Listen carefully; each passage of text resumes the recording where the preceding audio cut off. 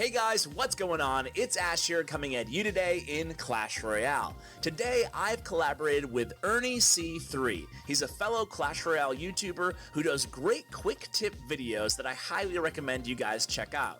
Today we're going to review the Dark Prince. If you guys want to see more content like this with other cards in Clash Royale, be sure to comment below and let us know which card to do next. Now for the tips.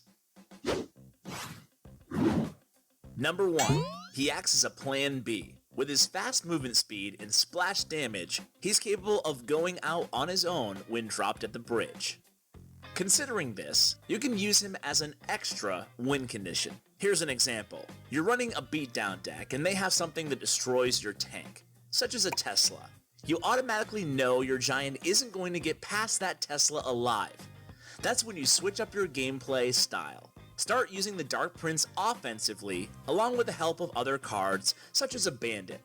If they use a mini tank to stop the Dark Prince, find a way to bait out that knight for something else too. Eventually, the user will be so overrun that they will have to whip out that Tesla. Once the Tesla dies, switch back to beatdown mode and hit him hard. Number 2. The Dark Prince can be used as an attention drawer. Place a support troop on one side in the back and a Dark Prince on the other. Hear me out. Since the Dark Prince is louder and is charging fast towards their tower, they will stop looking at your support troop for a while. Once the Dark Prince is about to touch the bridge, you could quickly back up your support troop on the other bridge with either a tank or a fast moving unit.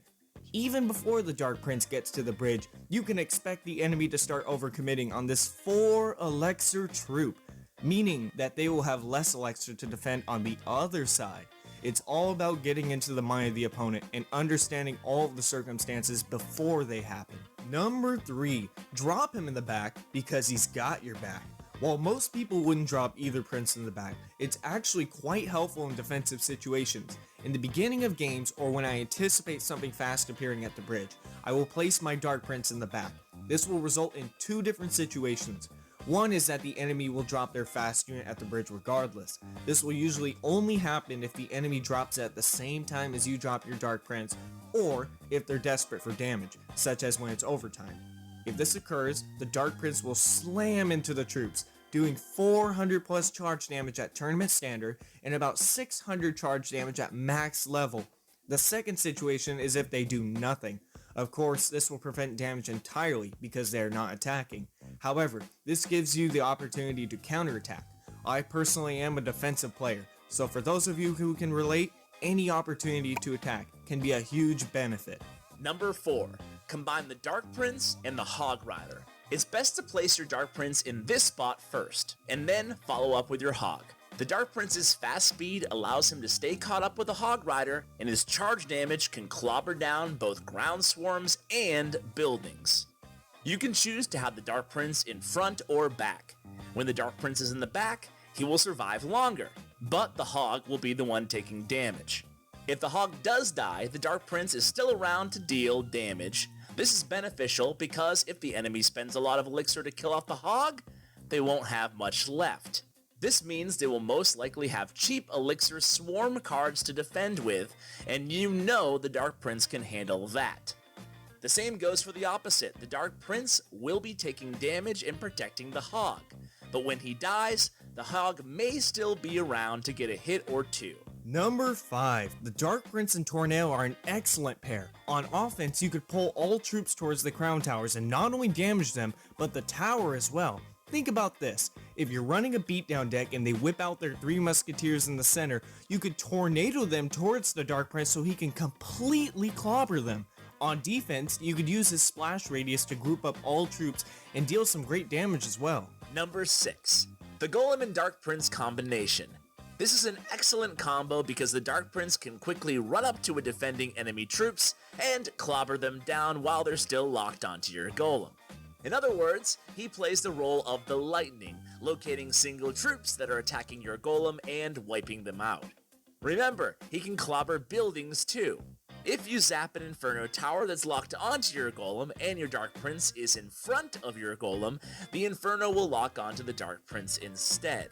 After the changes with the Inferno tower, it will now reset on its own after it breaks your Dark Prince's shield. Also, golem techs almost always contain the Lumberjack. The next tip explains why that's important. Number 7, the Dark Lumber combo. Just what you need. 2 quick dudes and one that will avenge the other one's death.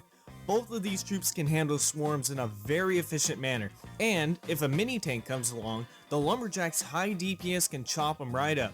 When the Lumberjack dies, the Dark Prince will be able to charge faster than a Hog Rider, deal damage about every 0.8 seconds, and will be able to charge up even faster.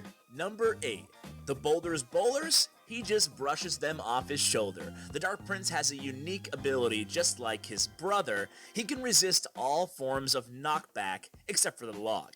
Which means if fireballs or bowlers are giving your offensive pushes a hard time, he can still charge in and land hits on towers or clobber those bowlers that are disrupting your push. You don't want that bowler to stick around for the counter push with a graveyard. Number 9. He's excellent at distracting the Mega Knight on defense. If the Dark Prince isn't already next to the Mega Knight will jump on him, but the Dark Prince's shield will cover him. After that, he can distract the Mega Knight for about 11 seconds while landing damage on him. That doesn't sound like a lot of time, but in-game it is a lot. If you place your Dark Prince next to the Mega Knight won't even be able to jump on your tower after the Dark Prince dies. If your Dark Prince survives as a result of support troops pitching in to kill the Mega Knight, let him run free. If he has less than full health left, leave him alone to charge at the tower. The enemy has to react by spending elixir, or they will take 400 plus damage on their tower. Most of the time, those units that defend against him can't even counter push afterwards. Number 10. Remember that he plays a role as a mini tank as well. If your swarms are not in cycle, you can use his shield to absorb high damage blows from troops such as Bandit, Prince, and even another Dark Prince. Plus, his splash damage ability allows him to deal with more complicated situations, such as a Bandit-Goblins combination. Number 11. Got a Barbarian Hut infestation? Call the Exterminator. For just 4 elixir, he can stall the hut for over 15 seconds. His high health and splash damage help him hold off the Barbarians so that you can get back to your offensive attacks on the other side. And number 12, surprise your enemy with a Dark Prince / Ice Golem combo. The Ice Golem will not only shield the Dark Prince, but the Ice Golem's Death Nova will kill off any extra skeletons and will make minions zappable. But in order to really surprise your enemy, you need to know about quick dropping. Here's how you do it. To quick drop, select a card and drag and hold it at the bridge. While holding one card, select another card by tapping it with your other hand.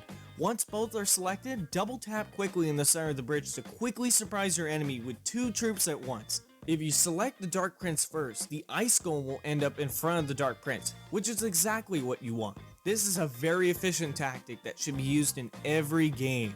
Thanks for watching everyone. Do you love the Dark Prince? Then charge on over to the link in the description